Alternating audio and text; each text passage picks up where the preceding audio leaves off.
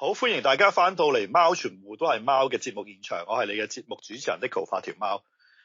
原本呢個系列呢，即係講緊最後我哋做 FIP 嘅呢個系列呢，原本就係好希望喺2025年完之前，我哋可以錄得晒嘅。但係當然啦，計劃永遠追唔上現實嘅，係啦。咁喺12月間啦，咁中間亦都發生咗好多即係公事上嘅嘢啊，亦都1月幾嘅時候，我就有另外大家會知道，有聽開我嘅朋友都會知道，其實我同一時間做緊2-3個台嘅嘢啦。咁貓全部貓其實都係差唔多一個 on freeze 嘅，即係一個 on hold 嘅一個節目啦。咁另外我做緊TRPG 同埋自己嗰個即係 personal 嘅一個後台咁樣啦。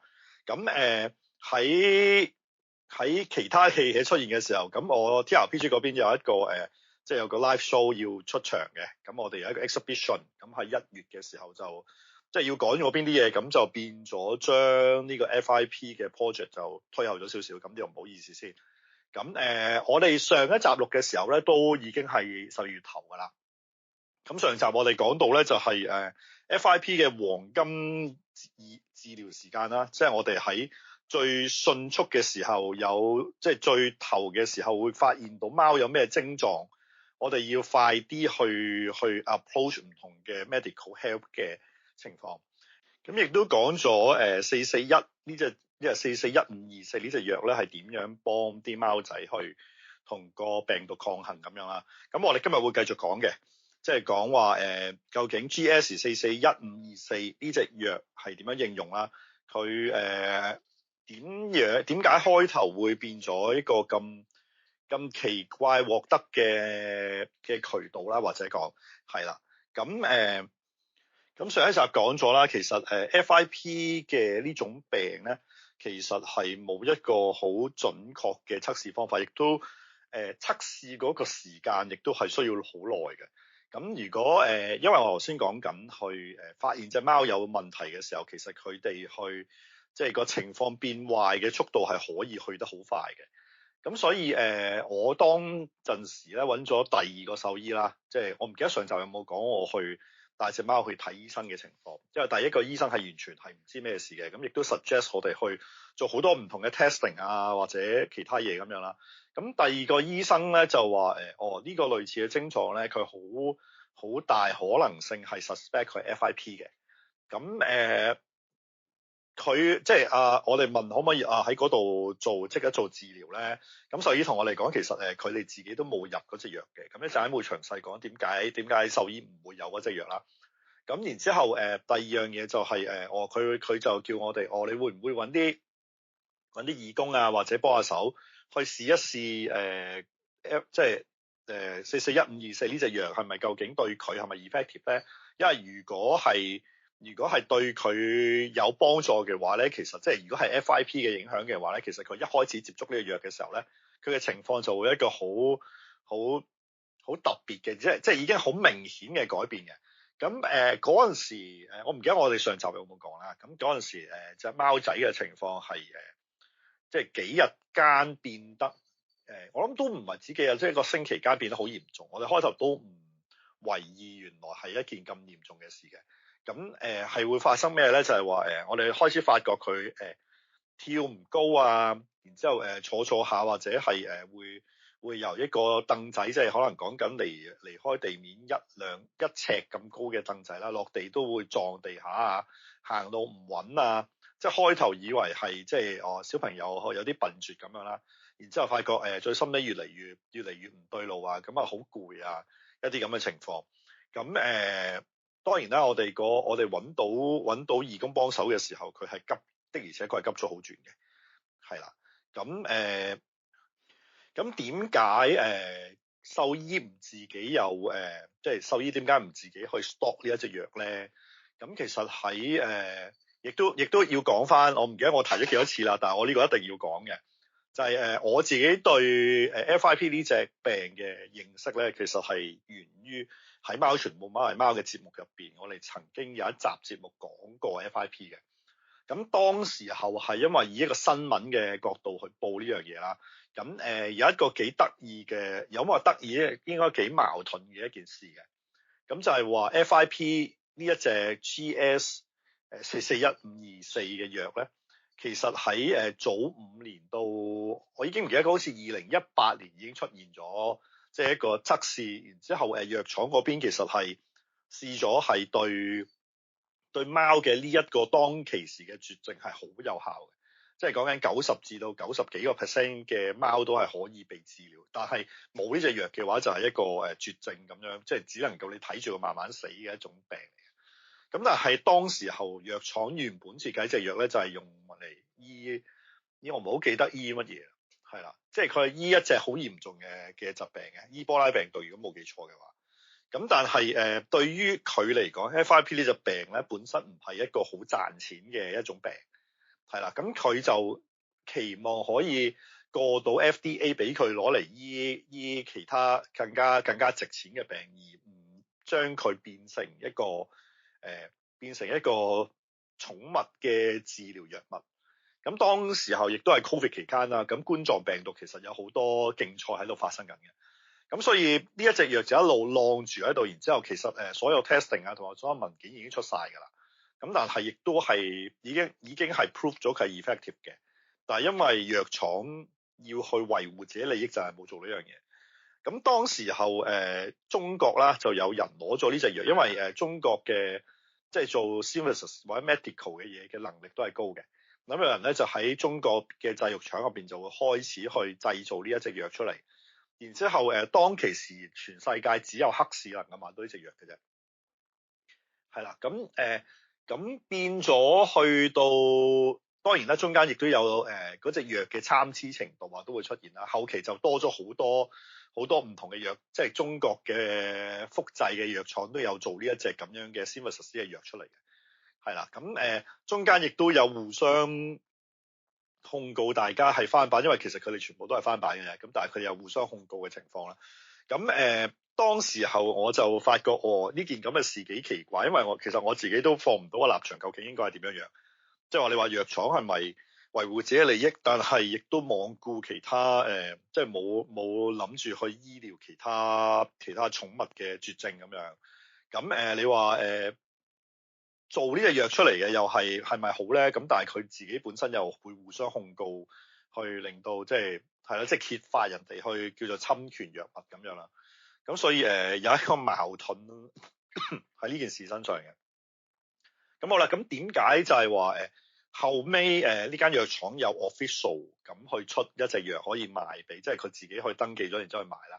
咁但係個價錢咧，我哋講緊我當年去醫我屋企隻貓嘅時候咧，係講緊150蚊定係或者200蚊呢個 range 咧，咁就一個劑量。咁但係咧佢成個療程大約要打84日嘅，咁亦都個比例究竟要幾多係每一隻貓都唔同啊。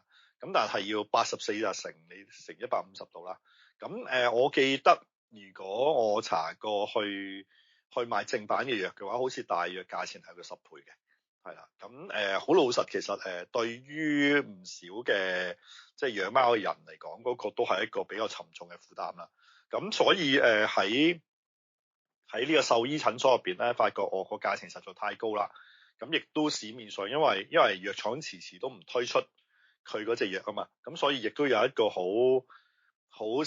比較成熟嘅一個黑市渠道，亦都有唔同嘅，所以但係佢哋一定要賣，因為要賣正規藥物嚟㗎嘛。咁所以其實我當時候嗰個獸醫就即係話佢就我其實我哋都冇呢隻藥都醫治唔到你㗎，但係就話你出去揾下其他義工嘅群組啦，咁其實會幫到你嘅咁樣。咁喺呢個情況之下，咁當然啦，大家可以 argue 究竟嗰個獸醫咁樣做係啱還是係唔啱啦。咁但係我係好感激呢個獸醫，佢當時話俾我聽有件咁嘅事。咁基於佢能唔能夠醫療或者呢個對我嚟講係另外一個問題。咁但係我哋收尾就去揾唔同嘅朋友啊，跟住去揾原來有隻咁嘅嘢喺出邊㗎噃。咁但係喺邊度先揾到？因為我哋都開始嘅時候咧擔心我會唔會有啲假嘅藥嘅人賣咧，還是係即係究竟點樣樣咧？咁收尾好彩就有朋友介紹，同埋有啲網絡嘅群組，我哋就揾咗一 group 人，即係揾咗一 group 嘅義工。咁呢個義工都其實每一晚都要打㗎啦，即係話開頭嘅時候，尤其是啱啱開始嘅時候咧，嗰個情況因為太差，咁最好嘅方式就係用針嘅方式，即係我哋同即係幫我哋打針嘅義工溝通啊，即係話佢話其實最迅速能夠對抗嗰個病毒嘅方法係用針嘅，即係其實有即係價錢一樣嘅，你用口服藥同埋用針劑其實係一樣嘅。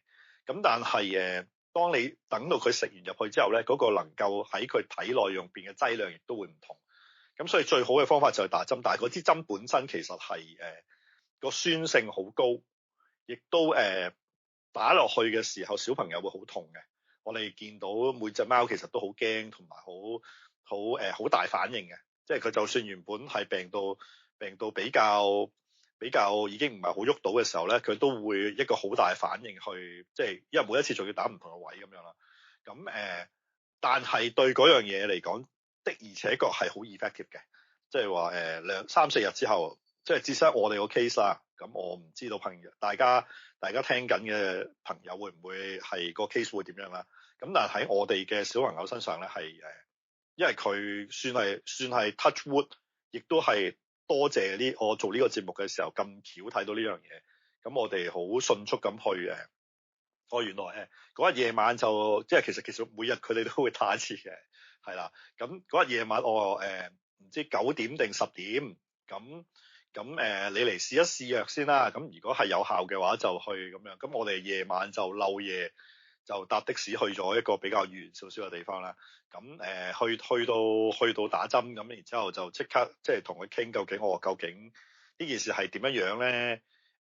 亦都係究竟嗰個原理係點樣咧？咁搭緊車嘅時候，亦都大家如果有聽我個人節目嘅時候，你就會知道我係一個比較緊張嘅，因為我就不斷咁揾唔同嘅資料咁樣。咁係啦，亦都有即係亦都喺度理解緊究竟呢件事如果而家咁樣做嘅話，而家唔做嘅話，究竟有幾大影響咁樣？咁我唔記得上集有冇提過，即係話我小朋友係屬於乾性，即係叫做神經性嘅 FIP 啦。咁入邊其實有幾種濕症啊，亦都有唔同嘅血眼屏障啊，咁樣去隔開唔同嘅位置嘅。咁佢算係早期，亦都係喺佢身體入邊有呢個病毒啦。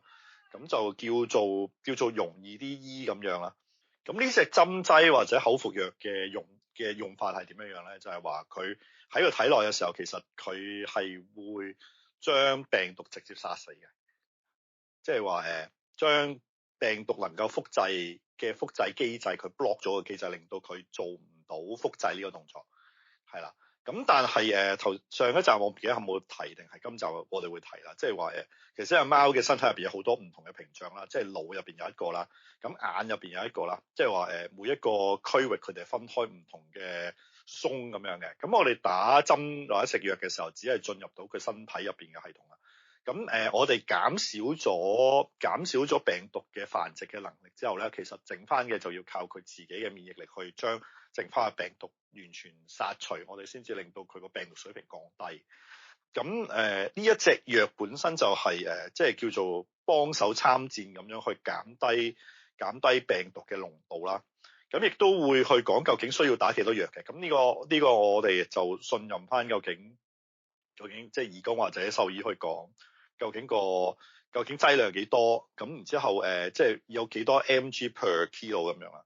咁有唔同類型嘅。咁治療率咧，其實如果係神經型或者係講緊即係話可能叫心型啦，即係講緊積水嘅濕性少少噶啦。咁其實講緊嗰個治療率大約有75%至到80%嘅。咁但係去到其他類型咧，就會去到90幾個 percent 嘅。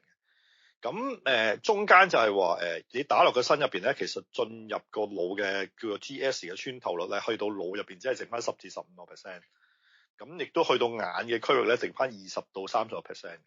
咁所以點解講緊頭嗰段時間，即係話當你未打任何針嘅時候係咁緊要咧？因為佢一入咗個鬆之後咧，藥物能夠進入到眼嘅鬆同埋進入到腦嘅鬆，其實嗰個能力就會開始開始越嚟越減弱。咁唯有嘅方法就係提到一個高劑量，睇佢滲到幾多過去。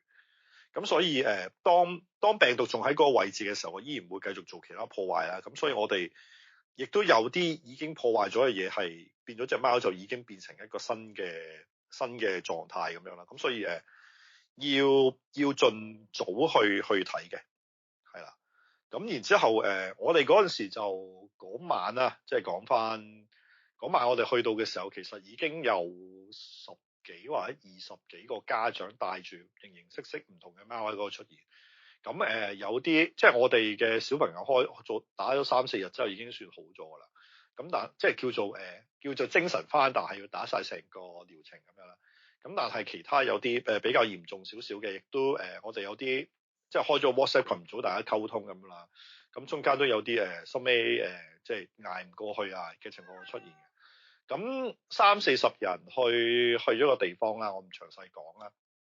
咁啊陸陸續續入去，咁啊唔同嘅人慢慢去睇，咁又打針啊，跟住去傾下個狀況係點樣啊，睇下隻貓嘅狀況係點樣啊，會去睇下一啲即係 blood test 嘅回收啊，咁去睇唔同嘅 attribute 究竟隻貓嘅狀況係點樣啊。咁啊每晚其實都話辛苦嘅，其實家長都辛苦嘅。即係話每一晚就要帶隻貓去一個地方，因為其實好老實係自己打，其實係好難嘅，因為頭先講咗啦，即係嗰支針係好痛㗎啦，對隻貓嚟講。但係另外一樣嘢就係當佢掙扎或者其他嘢嘅時候，亦都好難做啦。咁我哋就 keep 住咗3個月同一時嘅，即係不斷重複咁啊。咁最尾個月好少少，我哋轉咗口服藥嘅。咁見到佢情況都開始穩定啦，咁亦都覺得開始個狀態都 keep 住好啦，咁就轉咗口服藥，咁帶佢去即係慢慢叫做 monitor 住佢啦。咁但係嗰段時間即係見到有好多唔同嘅朋友，咁啲家長同家長們都好親切嘅，即係我大家同病相憐咁樣，咁亦都去交流究竟我中間面對咩情況，咁中間亦都有係咯，有唔同嘅情況發生咁樣啦。係啦，咁我諗最大嘅問題就係點樣去揾隻藥，點樣去揾一個群組係比較好少少。因為其實你問我都有啲擔心，究竟我會唔會有解藥嘅出現咧？因為你會見到即係你開始揾資料嘅時候，其實有好多唔同嘅渠道嘅，亦都甚至你去某個大型嘅即係中國嘅網上購物平台，其實亦都有好多人會 post 相關嘅藥物翻嚟。咁但係問題就係隻藥本身嗰個究竟佢個比重嘅夠唔夠咧？即係話佢話俾你聽嗰個active ingredients 嗰個藥量夠唔夠咧？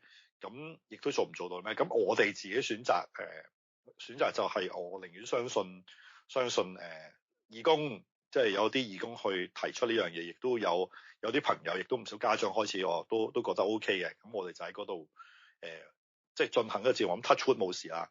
咁亦都係難做嘅。即係其實嗰個情況都係有少少彷徨嘅。咁但係叫做 touch wood 件事就好咗咁樣咯。咁或者揾下有冇身邊嘅朋友即係你問我係唔係推介邊個群組同埋邊個 group 嘅話咧，其實我就唔會嘅。咁但係你問睇下有冇啲相熟嘅朋友係啦，咁去睇下究竟乜嘢係喺家長同家長之間有人經歷過類似嘅嘢，然之後我係究竟係邊個朋友，我嗰邊係咩狀況咧？係咪幫到佢哋咧？究竟件事點樣咧？咁我覺得係啦，能夠幫到大家咁樣。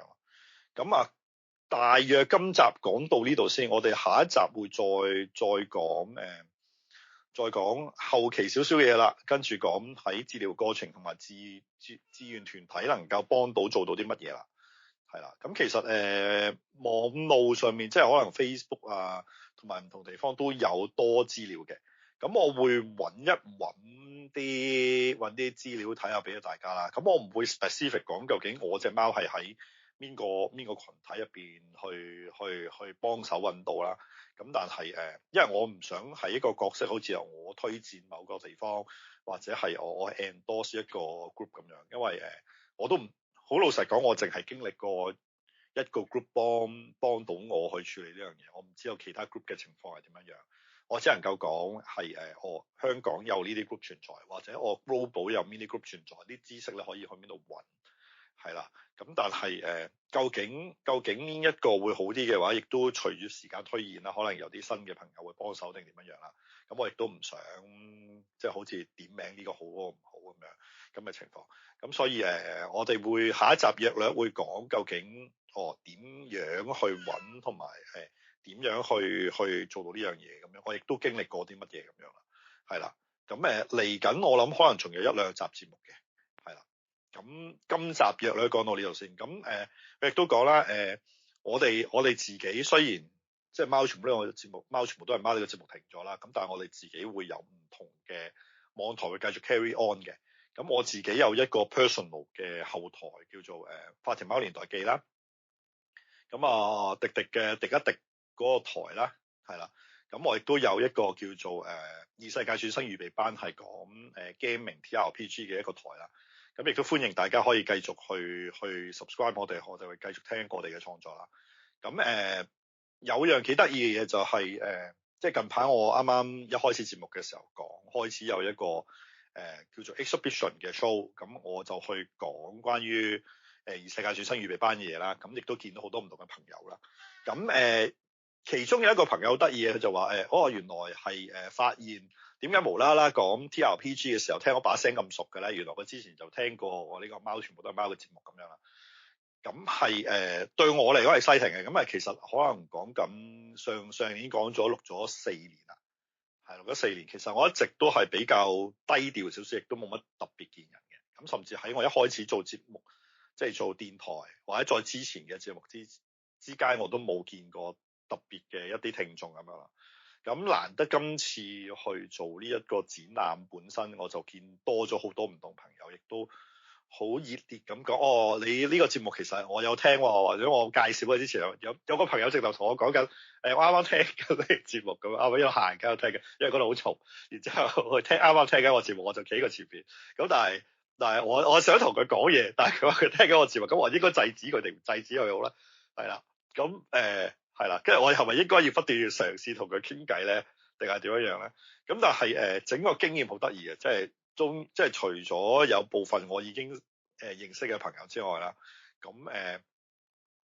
咁真係有聽眾上嚟話我有聽你嘅電台，然之後係覺得呢樣嘢係唔係好冇一回事啦。佢話有聽呢樣嘢已經好對我嚟講係有個有血有肉嘅人喺你面前講話我有聽你嘅節目，其實係一個我之前未經歷過嘅嘢，而呢樣嘢亦都對我嚟講幾鼓舞嘅，係啦。咁多謝大家時間，因為大家比較少喺即係有時我哋啲趣友會有互動嘅，咁但係你話真係播按個節目同埋點樣嘅 feedback，其實就真的係比較少嘅。咁但係亦都即係我自己好多時候原來有人有聽咁樣，即係我喺後台睇到個數字咁，其實我已經係繼續 carry on 做緊嘢咁。但係當有人去即係有血有肉咁同你去講啲咁嘅事嘅時候，嗰樣嘢係好感動嘅，係啦，我係第一次去勁一次去體驗呢一個咁樣嘅感覺，係啦。咁好，咁我哋今集講到第2集啦，講 FIP 嘅一啲 detail 或者咩啦。咁我哋睇下嚟緊可能有多1-2集嘅節目去 wrap up 成個 FIP 嘅系列咁樣啦。咁我諗暫時喺可見嘅將來完咗 FIP 呢個系列之後咧，我諗都唔會有貓全部都係貓嘅節目 update 㗎啦。咁多謝大家一直以嚟嘅即係收聽，係啦。咁或者喺另外一啲台度咧，大家可以繼續去延續呢個緣分啦。咁我哋今集講到呢度先，多謝大家時間。